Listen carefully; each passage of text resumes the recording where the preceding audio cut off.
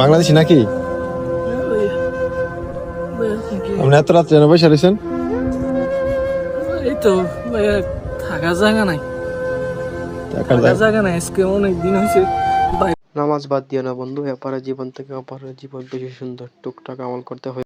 বাইরে ঘুরতেছি। আমি আজকে 3 মাস হয়েছে সৌদি আরবে আসছি।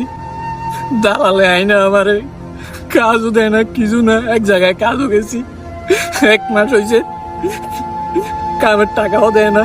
এখন একজনের রুমে থাকতাম, খাইতাম, বার করে দিছে ভাইয়া। এতদিন আমি রিয়াতে ছিলাম, এখন চলে আইছি এখানে। আগামা টাকা আছে নাকি? আকামা দেয় নাই, দালালে বলছে 3 মাস পরে আকামা দিব। 3 মাস পার হয়ে গেছে, এখনো আকামা দিছে না। তো খাওয়া দাওয়া করছেন রাত্রে? না ভাইয়া, এই দেখে আমার কাছে 5টা টাকা ছিল, তুই সকালে কি খাবো? এই দেখেন কবুজ ভাইয়া, একটা কবুজ খাইছি আর এই কটা কবুজ রাখি রাখছি, শক্ত হয়ে গেছে ভাইয়া গরমের মধ্যে। তো আপনার কাইন্দেন না, কাইন্দেন